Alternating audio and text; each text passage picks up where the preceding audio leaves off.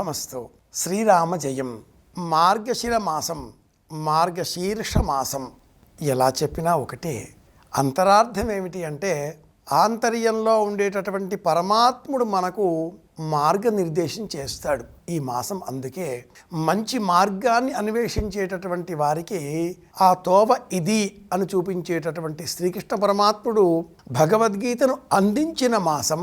పరమాత్ముడు మార్గం ఇది అని చెప్పడంతో పాటుగా ఆ మార్గంలో మనం ఎలా నడవాలో కూడా తెలియజేసిన మాసం కనుక, గురువు దర్శనమిచ్చిన మాసం, గురుబోధగా స్వీకరించిన మాసం, గురువు చూపిన మార్గాన్ని అనుసరించే మాసం. ఈ గురువు చూపిన మార్గంలో మనం ప్రయాణం చేస్తే జీవితం ప్రశాంతంగా గడపవచ్చు అనే భరోసా ఇచ్చే మాసం. కానీ ఈ మాసానికంతా కూడా ఒక ప్రత్యేకత ఉంది. అది హిమవంత ఋతువు, శీతువు అంటాం చలిని. చలి బాగా విజృంభించే మాసం ఇది.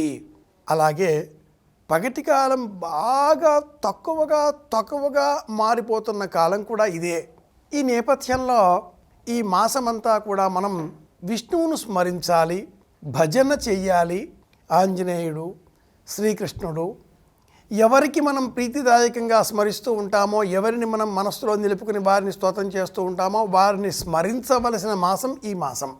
మంగళవారం నాడు ఆంజనేయ స్వామి వారిని స్మరించడంలో ఉండే ఆంతర్యం ఏమిటి?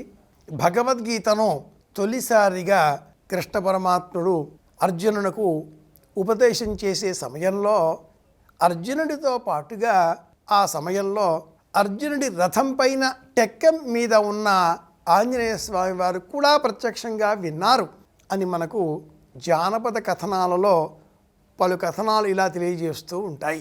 మనందరికీ కూడా ప్రతీకాత్మకంగా అర్జునుడు భగవద్గీత వింటూ ఉండగా పరోక్షంగా ఆ రథం టెక్కెం జెండా మీద ఉన్నటువంటి కపిరాజు ఆంజనేయుడు కూడా ఈ భగవద్గీత విన్నాడు.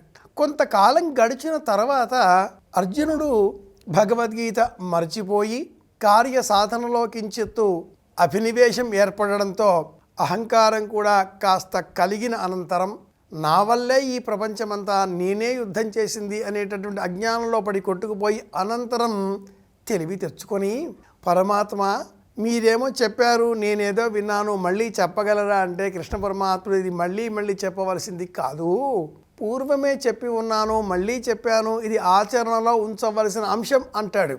ఈ సందేహం ఆంజనేయునకు లేదు. ఆంజనేయుడు ఏకసంథాగ్రాహి. ఒకసారి చెబితే చాలు అలా బుర్రకు ఎక్కించే శక్తి ఆంజనేయుడికి ఉంది. ఆంజనేయుడిని స్మరిస్తే మనకు కూడా ఆ ఏకసంథాగ్రాహకత్వం అలవడుతుంది.